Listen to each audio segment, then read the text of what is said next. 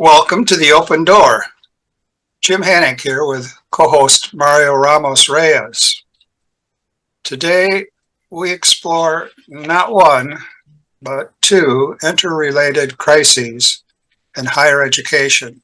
The first is affordability for students.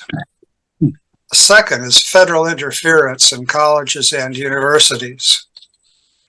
Both of these crises call for thoughtful responses. One such response is the development of great books colleges.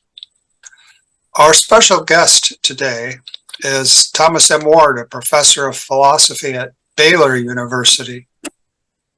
He's also the scholarly author of Divine Ideas, Cambridge 2020, John Duns Scotus on Parts, Wholes, and Hylomorphism, Brill 2014. His most recent book is Ordered by Love, an Introduction to Duns Scotus, Angelico 2022. As always, let's begin in prayer. Come, O Holy Spirit, fill the hearts of your faithful and enkindle in them the fire of your love. Send forth your Spirit, and they shall be created, and you shall renew the face of the earth. O God, who taught the hearts of the faithful by the light of the Holy Spirit, grant that by the gift of the same Spirit we may be always truly wise and ever rejoice in his consolation. Through Christ our Lord. Amen. Professor Ward, Tom, if we may, could you, yes, you may. Please tell us, oh shucks, thanks. Please tell us a bit about yourself and your family. Well, sure. Thanks, Jim and Mario, for having me on. I'm looking forward to the conversation.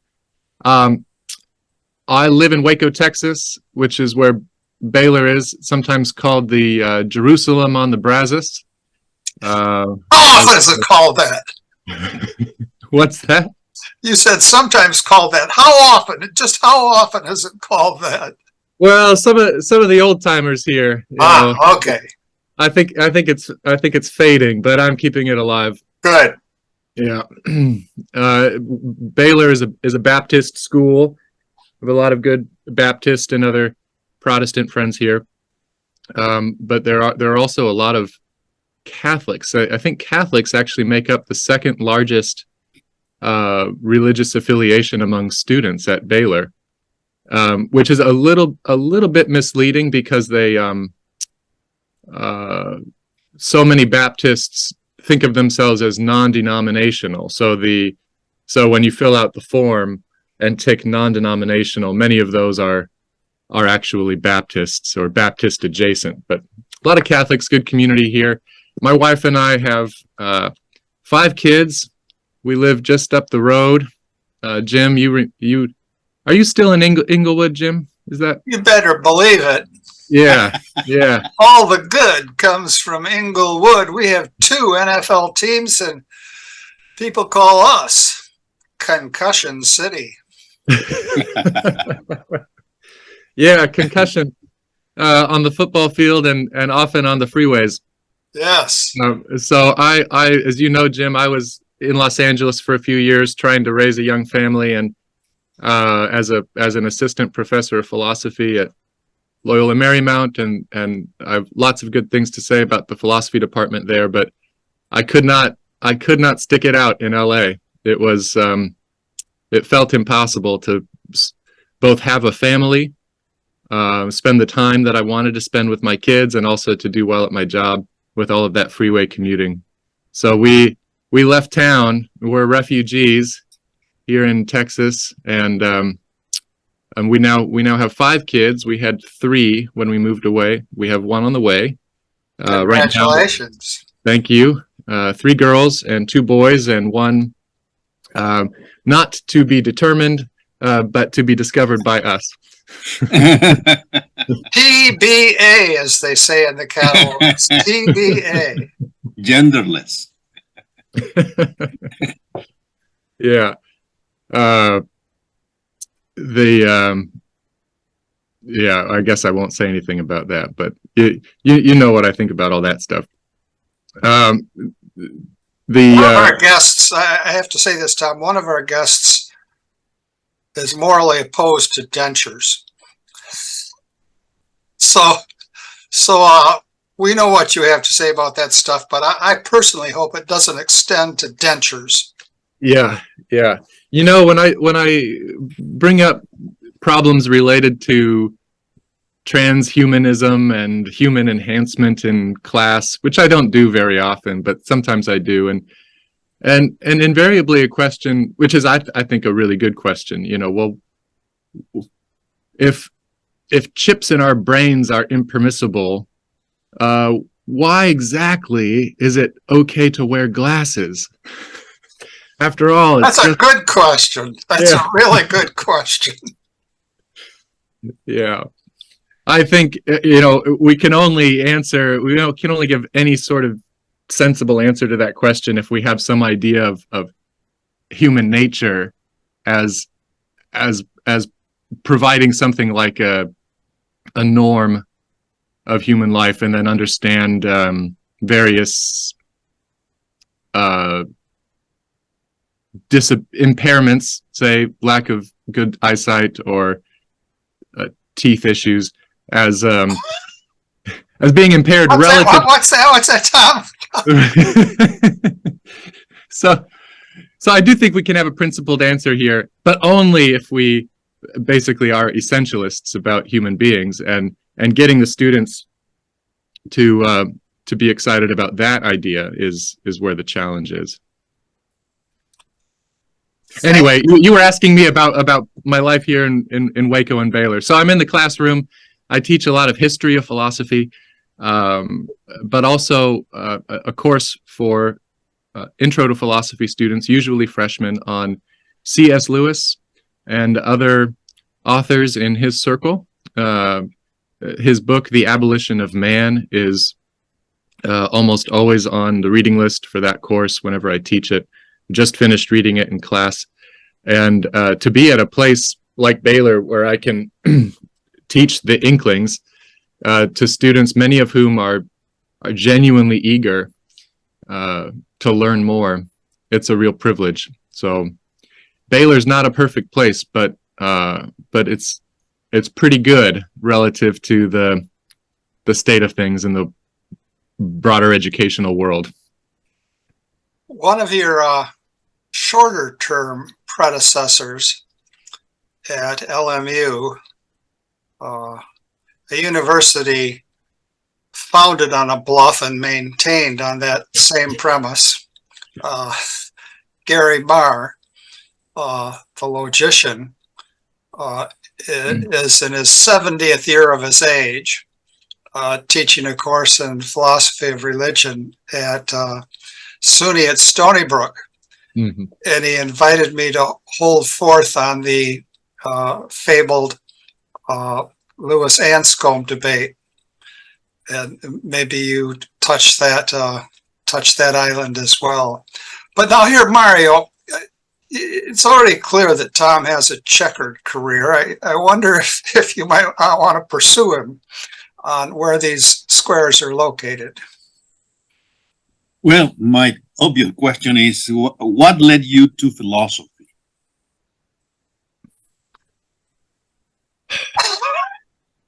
You even gave me the question. You gave me the question in advance, and I still struggle with it.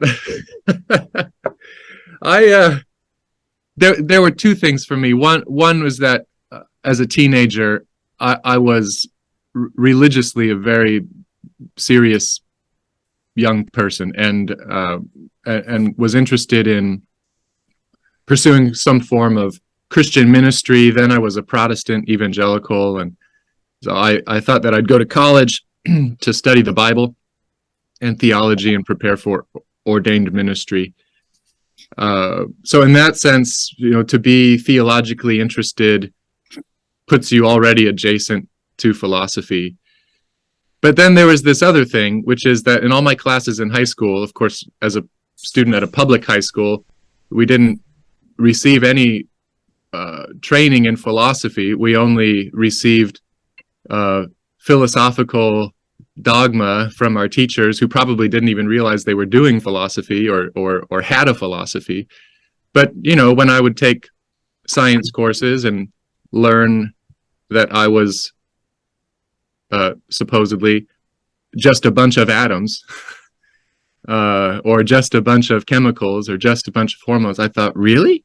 What exactly is the relationship between myself and the atoms that compose my body? And I quickly learned that that sort of question is not the sort of question that science education prepares students to answer well. And I had similar responses to, math courses. What exactly are these things, these numbers that we manipulate on the page? And in history, I was most interested in questions about the political philosophy of the American founding. So it really, I wasn't a bad student, but all my interests just skewed outside of what the curriculum wanted. So once I got to college and was thankfully forced to take an introduction to philosophy class, I realized that I'd found my subject. And I was still, that the religious vocational question was still ongoing, but I found it very easy to combine studies in Bible and theology with my philosophy studies. And by the end of my freshman year of college, I thought, I'd like to just keep doing this as long as they'll let me. And that was 22 years ago. Where do you go to school? It's called Baylor University. It's in suburban Los Angeles. Yeah. Originally founded as the Bible Institute of Los Angeles. Right. And I think no longer is official. I think no longer Biola is, the word Biola is an acronym, but still, it's an institution that has remained remarkably close to its original religious identity. The professors that I had there were not just learned men and women, but pious and pastoral. I have nothing but good things to say about Biola.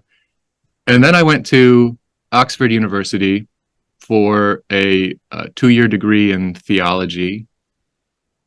Studied almost exclusively St. Thomas Aquinas and other scholastic authors, and then used that degree as a way of discerning whether to pursue PhD in theology or philosophy, and settled on philosophy and landed at UCLA to do a PhD there. I was also born and raised in Southern California. So aside from those 2 years in England, I spent the first 35 or so years of my life in California. Jim?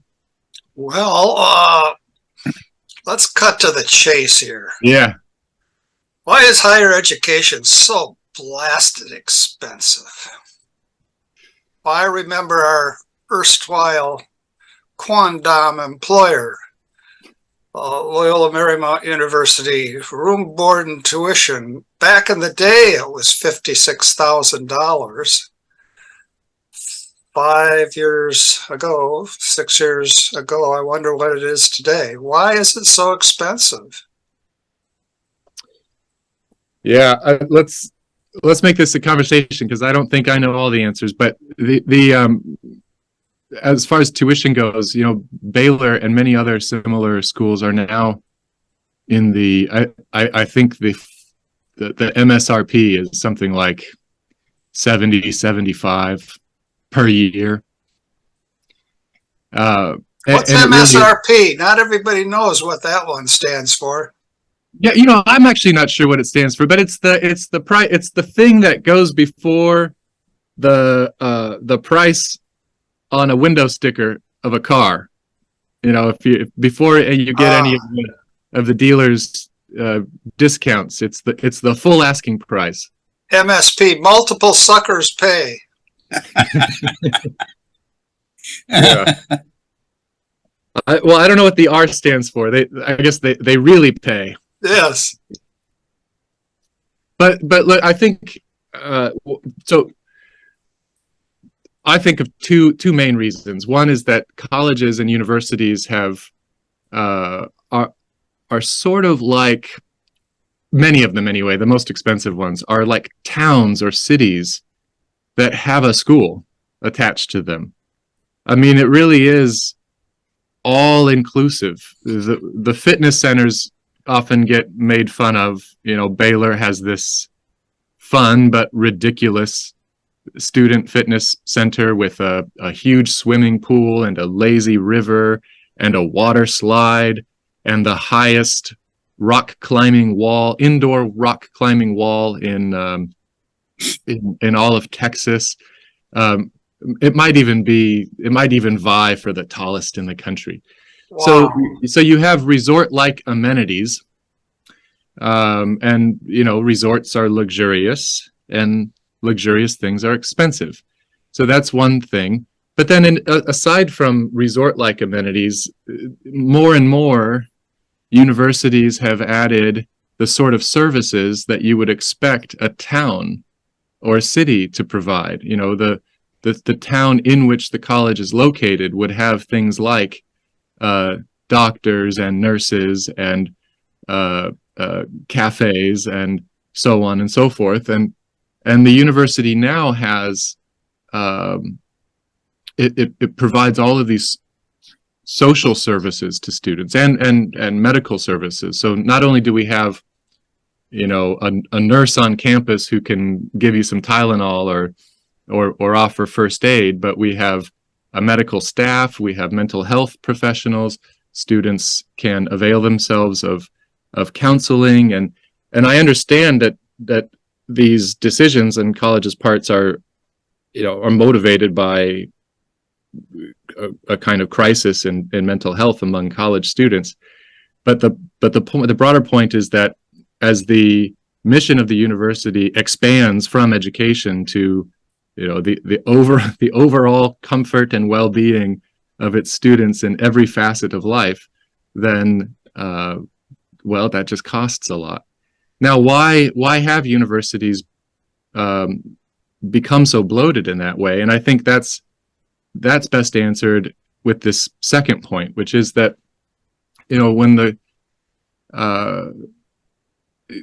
government really the federal government got into the business of funding higher education after World War II with the GI Bill. But since then, it's just the availability of relatively inexpensive loans, you know, not just grants anymore for veterans, but loans, has given a perverse incentive to colleges and universities to raise prices, to justify those raised prices by adding amenities, and it becomes a vicious cycle.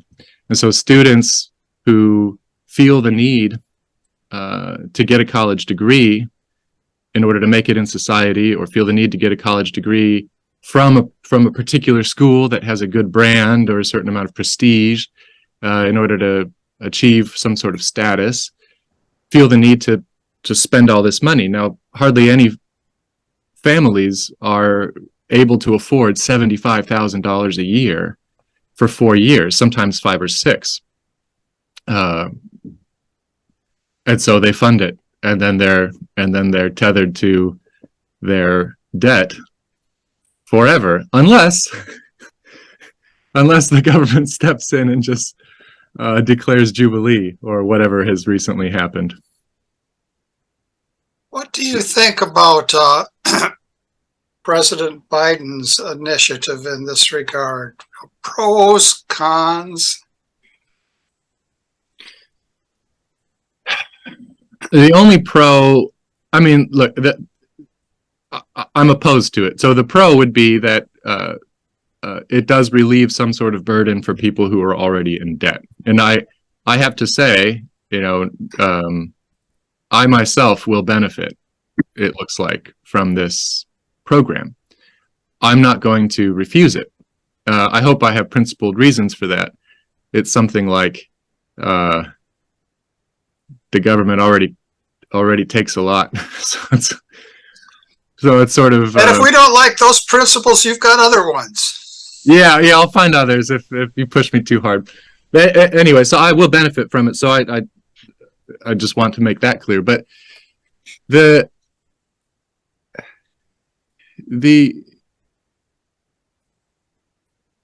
I mean, I think there are lots of problems, but here's some.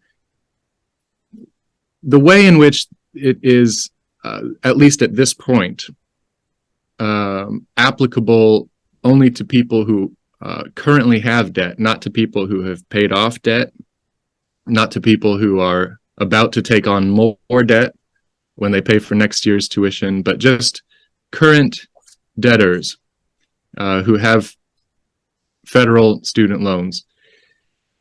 This limited scope of the forgiveness program raises questions of fairness, just basic fairness. I mean, if I paid off my student loans 1 year ago, and I worked hard at the end to knock out that last $10,000, and then the following year I learned that I would have qualified for $10,000 of forgiveness, I would be furious, and I think that anger would be a righteous anger, and similarly, I think without any sort of promise that more debt forgiveness is forthcoming, if I'm a current student going into debt, I'll be I'll wonder if and when I get my fair share, and if that never comes, I'll feel a grievance against the government. So there's a kind of cynical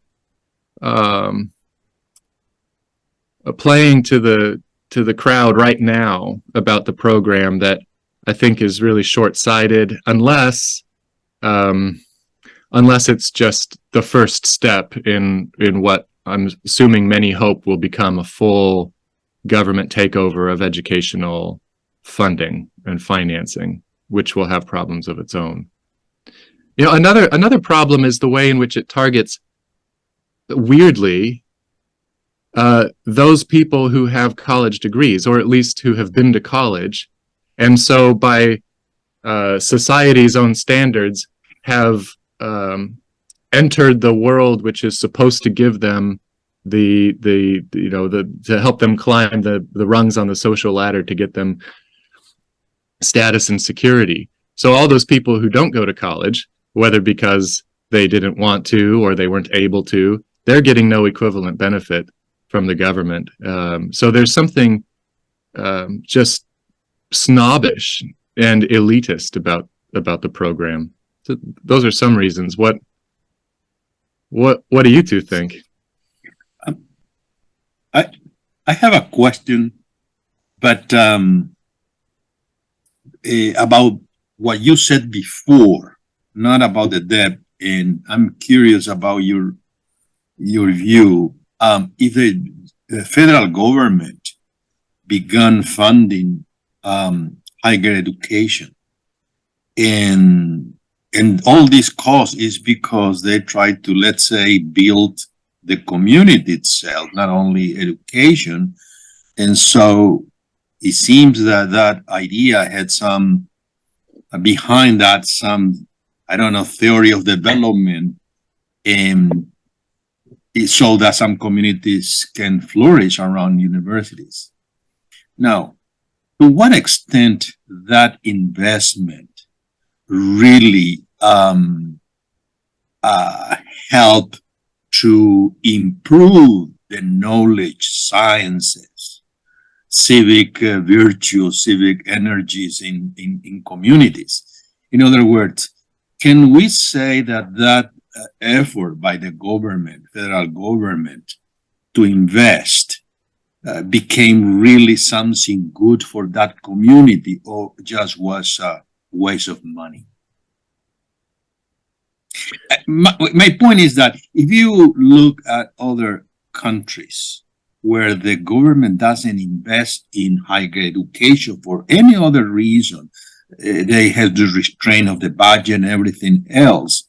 So it seems that higher education is not that high as it is in the United States. Mm-hmm.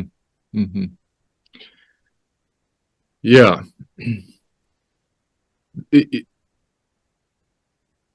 I think part of the explanation here is a disconnect between the sort of between research, especially in the sciences, and the actual educational experience of students. And these two, despite lots of rhetoric about undergraduate research and all of this, these buzzwords that get thrown around, the more and more professors are looking for funding, usually external funding outside of the university, to carry on research programs and spend as little time in the classroom as possible, while students are being taught in the classroom by part-time lecturers, by graduate students, and are generally not getting the benefit of the real expertise that many big universities have. Now, so then on the student side of things, there's a kind of listlessness or jadedness about the actual educational program that they're engaged in. It's job preparation and maintaining a kind of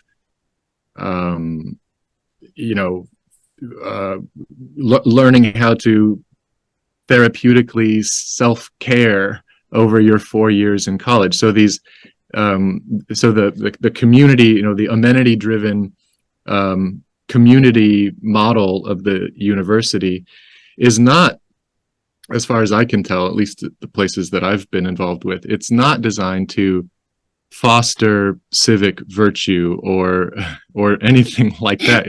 It's set up to keep students from becoming too depressed or from hurting themselves or each other. And it really is, there is a kind of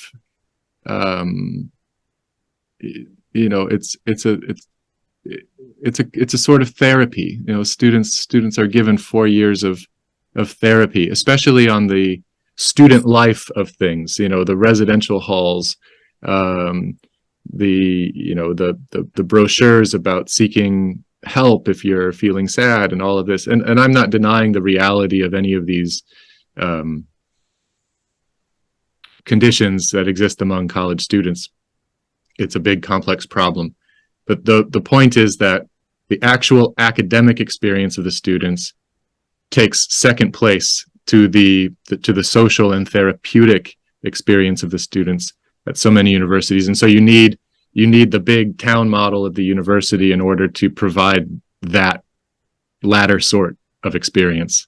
So is all of that worth it? I don't think so. I mean, I don't see what I don't think it's worth it. I think a more streamlined vision of education, focused on education, academic enrichment, and in certain cases, preparation for the professions, is what universities should be focused on. And by and large, they're not. They're research institutions and therapy centers, which don't have much to do with each other. Thank you. Let's move to the connection between. Actually, I'm sorry, Jim, could I add one more thing on that? Oh, sure. My conscience just pricked me about some bright lights in my own university here, and I would be sad if I didn't mention them in this context. So Baylor has this honors college where we get to see a lot of not only smart and ambitious students, but sometimes actually, intellectually awake and eager students. And I see a lot of students in this context for advising, and get to talk with them about why they're here and what they hope to get out of it and so on. And so I do think that there are pervasive problems in higher education, but I'm sure that at many universities, Baylor included, things are not utterly hopeless. That there are many, many good signs of life here and elsewhere that I just want to make sure everyone is aware of. Green shoots that are doing well. Yes. Let's turn to the link between federal financial support and federal control of what's taught. Could you explore that? Yeah, this is a little speculative. It's sort of prophetic, but let me give a little bit of context. So the federal financing of education gives the government a stake in how universities are run. There are many issues on which colleges and universities have to be in compliance with federal regulations. Title IX is the most famous of these. And in order to comply, universities have to hire extra staff and administrators with the sole responsibility of making sure the university is complying with federal regulations. So that in itself, is, I guess we could add that to the reasons why education has gotten so expensive, because you need to employ these people whose job it is to make sure that the university is abiding by government policies. Now, does this government stake in education influence curricula, what happens in the classroom? And I don't know the answer to that. In my experience, we're not there yet. But the worry is that given a financial stake, and given probably an increased financial stake, at least in the near and midterm, what in principle keeps the federal government from claiming a right to influence what happens in the classroom, to make decisions about what subjects can or can't be taught, what books can or can't be taught? The worry is that there is no principled reason to stop there if the government is already intruded into things like the number of sports programs a university can have. That, there can't be more sports programs for men than there are for women, regardless of actual demand among students to have the sports programs and so on. We've already seen these intrusions at the level of student life or student affairs. Why not at the level of academic affairs? And I think that's a cause for concern. Yes, indeed. Mario. But if that happened, then the system no longer would be a democratic one, would be an authoritarian one, or totalitarian, blunt totalitarianism. But still, if from the top down you decide the type of curriculum student had to follow, then there is no freedom to choose anything, don't you think? Yeah, it also is destabilizing because if the government assumes this authority, its dictates would change given who is in power. So it was. I think that people of a more conservative or traditional bent have long been concerned about government influence, not just in higher education, but in all spheres of life. It's becoming harder and harder for people, traditionally minded people, to be themselves. What happened with Donald Trump's so-called war on CRT, critical race theory, was interesting to me for several reasons. One of which is that people of more progressive bent were having the same sort of freakouts that traditional people have had for a long time.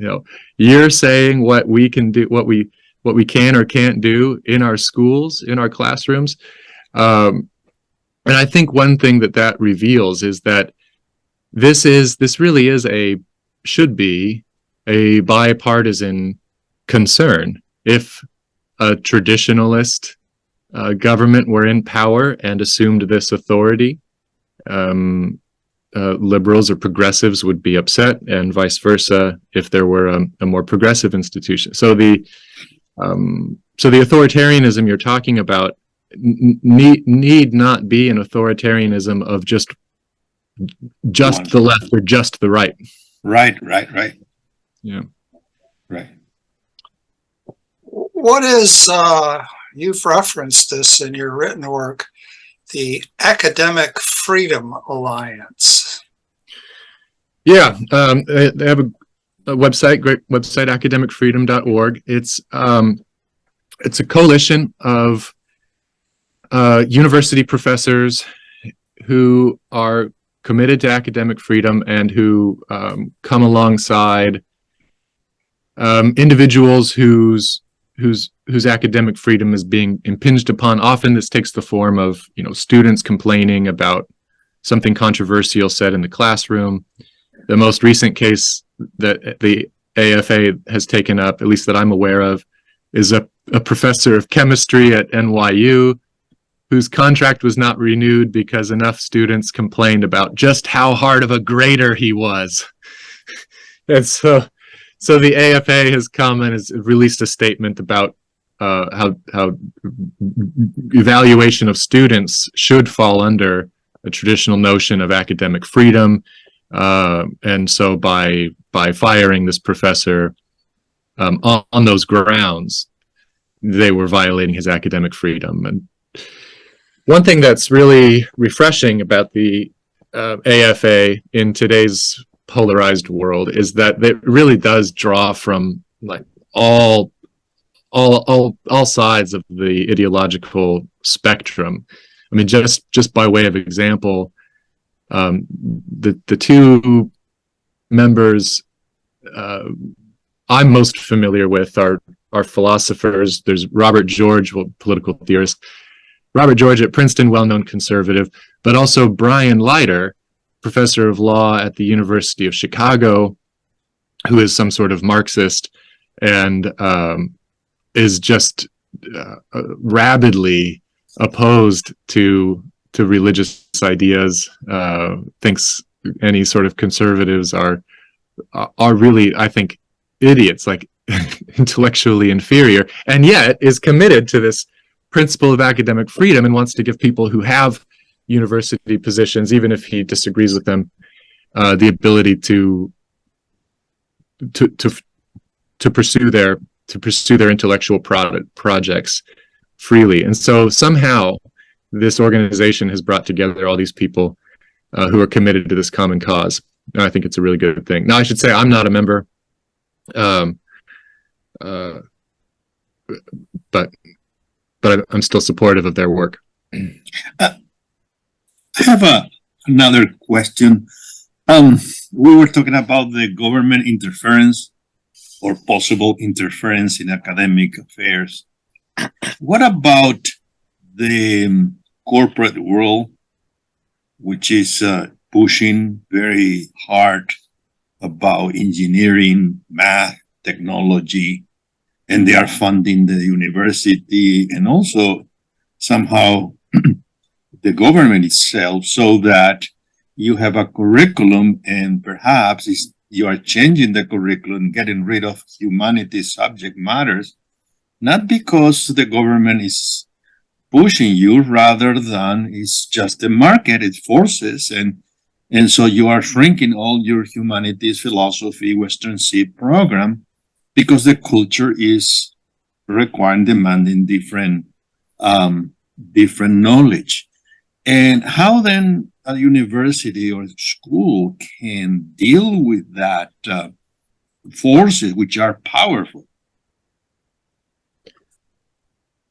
Yeah, I don't know the answer to that question. This is a big problem. Jim, you'll remember at Loyola Marymount, right around the time I started, LMU had just gone through its core curriculum revision.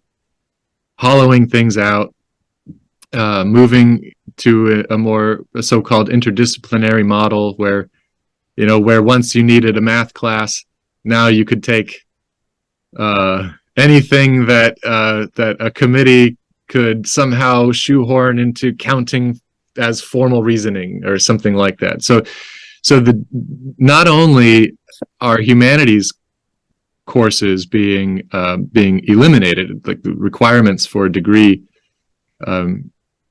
shrinking in terms of their humanities requirements, but the very idea of an area of expertise, that an English professor is an expert, say, on English literature or English composition. A historian is an expert in history, and so on. Even that idea is being erased from curricula as universities are adopting this smaller and interdisciplinary approach to general education requirements. Now that shrinking and that shifting in focus away from disciplinary expertise has to do largely with just the factors that you're mentioning, that many of the STEM fields or pre-professional programs have now so many additional requirements compared to years ago, that students find it very, very difficult to get through all of the requirements for this professional training on top of a traditional liberal arts curriculum. And so what has given way? It's as you say, it's the liberal arts, and it's a big problem. I'm almost more concerned about the shift away from disciplinary focus than I am about the reduction in total numbers of credit hours. Because one negative consequence of this new approach to general education is that students have so few common texts or common ideas that they can presume that everyone in the university is studying because everyone in the university recognizes they're important. Instead, you take some random class to fulfill some silly requirement, and you're taking a course that's completely different in content from someone else who's taking a course that satisfies the same requirement, but is just a completely different course, maybe even in a completely different subject. And so students have so little common ground, intellectual common ground, to have those sorts of those community building, mind forming conversations about ideas that many of us humanists think is or should be such an important part of the college experience. So it's a kind of intellectual hollowing out of it's a hollowing out of the intellectual culture of the university campus, which makes it even harder for students in their personal lives, their social lives, to be engaged with the academic program of the university. All they have to talk about are the things they hold in common, and if they don't have any shared reading experiences in common, then they're going to talk about sports and TV shows and popular music instead of great texts. Is it possible to have a rigorous pre-professional training, especially in the STEM fields, while holding on to a traditional liberal arts curriculum? Yes, it is, but it's hard. And universities try to make things easier for students. That's the trend anyway. Make things easier for students rather than harder for students. And I don't know what the solution to that problem would be, other than just to double down on rigor. But you really can have both. It's just hard. Right. We need to get to the what are we going to do about it phase of our discussion quickly, but a reflection on our former employer, Loyola Marymount Academy. I now refer to it Academy. I now refer to it as a wholly owned subsidiary of Silicon Beach.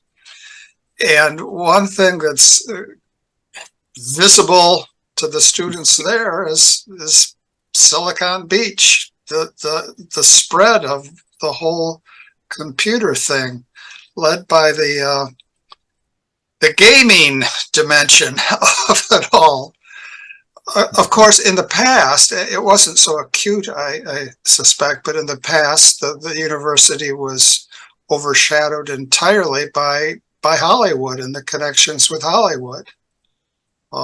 So it was in every way, shape, and form from the beginning to the present moment dwarfed, and it did not have, surely does not have, the intellectual and Catholic identity that's necessary to counter that. But there's this idea of starting a bunch of great books oriented, government mostly free schools. And a lot of people that listen to this video cast are familiar with Thomas Aquinas College, but it ain't the only one. Mm-hmm. And everybody knows about startups. How about some educational startups and the prognosis for them? Yeah, this is one of the aspects of higher education that makes me genuinely excited and happy and hopeful. Thomas Aquinas College is a institution, now pair of institutions that I have admired for a long time, and I wish them well and hope that many others arise that are like them. The idea is that if you want to double down on liberal arts education, and especially the liberal arts education in the context of a religious formation, the way to do it affordably and freely is to have streamlined campuses, streamlined curricula. You don't need big administrative staffs. Professors, faculty can take their turn with the administrative burden of running a school. If you don't have obligations to the federal government, you don't need a compliance staff.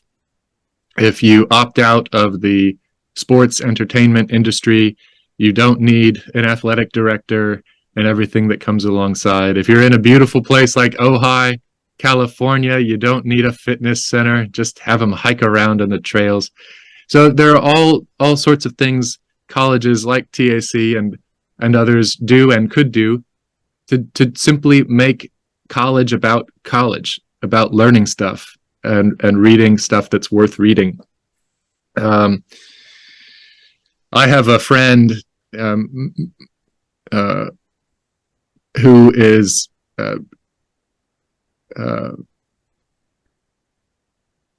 taking this idea of the small great books college and combining it with something like what we call entrepreneurship, and experimenting with not just a streamlined university, a streamlined college in the sense of a small staff or small administration, but streamlined even in the sense of its campus requirements. So in Costa Mesa, California, it's a urban, semi-urban area of Orange County. What land there is really expensive. No college could possibly start there, you might think. But one thing that has happened in recent years is the rise of these shared work spaces where students, or where professionals or students can meet together in offices or seminar rooms that they rent only for the time that they need them, and then other people can use the same space. So talk about a startup. Pop-up. Pop-up college. My friend Matthew Smith, professor of English, a Shakespeare scholar, recently retired from Azusa Pacific University, is going full bore in a kind of urban startup in Costa Mesa, which will utilize this shared workspace. The result is that we can provide a great book style education, accredited baccalaureate degree, at rock bottom prices. The educational experience is still is as good as you could get anywhere without all the overhead that makes higher education so expensive. Now, that sort of model, urban, not a residential campus, that won't be an attractive option for everyone, but it will be an attractive option for some. And you can come away after 4 years with a great education, having spent less than you'd spend on a semester at a place like Baylor University. So there are all sorts, whether you move out in the country and have your students ride horses or whatever, or do it in the city and use shared office space, there are ways of streamlining education, focusing on the great books, staying free of government interference. And Hildegard College in Costa Mesa is one of these places. Excellent. Mario? Mario wonders if it could be done in Kansas. No, well, that's a very good, nice description, but what about people who go to public schools? Do we have any hope in reforming those schools, or we just have to give up and move to small colleges?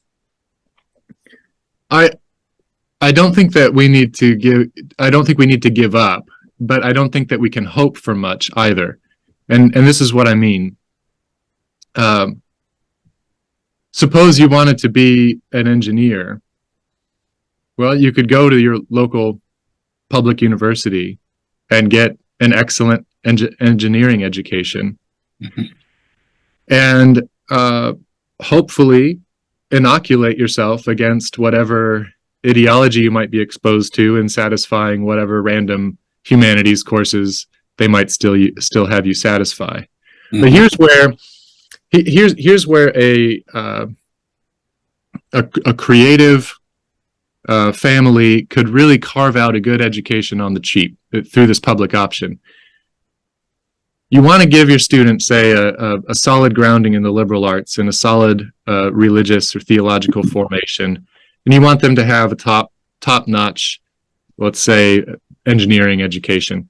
Well, why not have them do their general ed requirements through a community college or something like that, where you can pick and choose your courses, focused on great texts or focused on literature that's actually worth reading, and then send your kid off to school where the only requirements remaining are the engineering requirements. And not that STEM fields are completely free of ideology, but it's less pervasive than it is in the humanities classes. I'm trying to think of a there maybe after the recording I'll look these up. I'm trying to there are some Catholic colleges out there that have basically correspondence courses where you can earn college credit even at home. It's popular in the Catholic homeschool world when students get to late in high school, and they can start earning credits taking great books courses. I'll provide you the names of these places after the show by email, and maybe when you publish the episode, you can include these if you're interested. So a student, say at 16, 17 years old, can start taking a general education college curriculum focused on the great books. At 18 or 19 years old, at the end of high school or a year after high school, can have satisfied basically the requirements for an AA degree.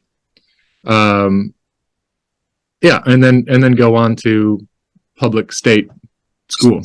Technical, yeah. Yeah, yeah. We're practically at the end. We probably have officially another 10 seconds. But what's often the case is I sneak in a mini rant at this point. Excellent. And if Mario doesn't cut the cord, consider a mini rant looming ahead of us.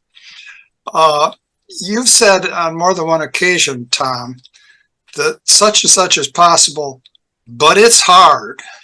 But it's hard. Here's a story that's true. Once upon a time, it became apparent that LMU's sister school, the University of San Francisco, another faux Jesuit institution, had internally rotted out pretty much. And so a group of really stalwart and courageous professors put together a 2-year program that would do much of what you said would be a way to handle things. And they called it Campion College.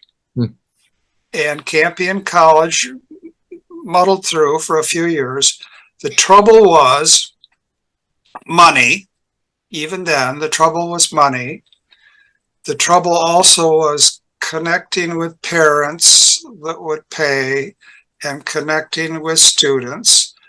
They did a credible job, but not enough to sustain it. And it was called Campion College.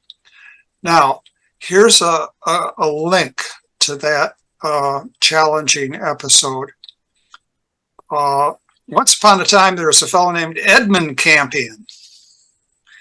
And Edmund Campion was someone who decided that rather than work for Queen Elizabeth, he'd like to become a Jesuit. And he went to a place called Charles University in Praha. And after he finished up there, he went back to Elizabeth's England to a sorry end, although he was a martyr, so that's not sorry, all things considered. Now, here's one more link, and then I'll, until next episode, hold my peace. Once upon a time, I went to a conference at Charles University in Praha, aka Prague. And I thought, I'm going to go to perhaps the second oldest, I think Oxford maybe is the oldest, but maybe it's the other way around, second oldest university in Europe. And so I marched out to it and I kept looking for it and looking for it. And I was right in front of it. And it was 2 or 3 buildings right next to each other. And there was no campus. There was no gymnasium. There were none of what you might call the amenities. There were some coffee shops across the street, but there it was, alive and well, since the 1300s.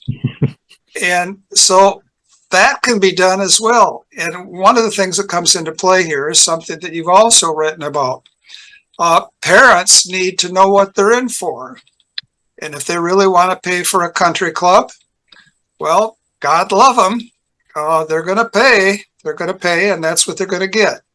And students, if what they want to do is really play and have a good time and live on a reservation, that's what they're going to be choosing, and they need to be told this. And I think, among other things, our last guest was someone who talked about parish management. Parishes need to be upfront about this. They need to talk about what's really going to be required if you really want to take Catholic life seriously. Well, enough of that advertised rant. Can't say you weren't warned. We close, as always, with something of eternal substance, the gospel for today. And this is from Luke. Jesus said to his disciples, "Be sure of this, if the master of the house had known the hour when the thief was coming, he would not have let his house be broken into. You also must be prepared, for at an hour you do not expect, the Son of Man will come." Then Peter said, "Lord, is this parable meant for us or for everyone?" And the Lord replied, "Who then is the faithful and prudent steward, whom the master will put in charge of his servants, to distribute the food allowance at the proper time? Blessed is that servant whom his master on arrival finds doing so. Truly, I say to you, he will put him in charge of all his property. But if that servant says to himself, 'My master is delayed in coming,' and begins to beat the men servants and the maid servants to eat and drink and get drunk, then that servant's master will come on an unexpected day and at an unknown hour. It will punish the servant severely and assign him a place with the unfaithful. That servant who knew his master's will, but did not make preparations nor act in accord with his will, shall be beaten severely. And the servant who was ignorant of his master's will, but acted in a way deserving of a severe beating, shall be beaten only lightly. Much will be required of the person entrusted with much, and still more will be demanded of the person entrusted with more. Come, Lord Jesus, come." Thank you for joining us, Tom. Much appreciated. Thank you. Yeah, great to be with you both. Best wishes for this pop-up. Thank you. I Yeah, think what pop-ups need is an influx of visiting professors. yeah. Well, I am We'll give them a one. name. Yeah. We're headed toward a fall 23 opening. We're hopeful. We're hopeful. Living in hope. Okay. Take care. Yeah. That'll coincide with a push ahead with rapid transit in LA. That's right. Finally, yeah. That Wilshire Boulevard line that we Yes. voted on 20 years ago. I wonder when they're going to start that one. One day. When Jim become governor, Yeah. he's gonna fund everything. Good. Take care. Yeah. Okay. Godspeed, Tom.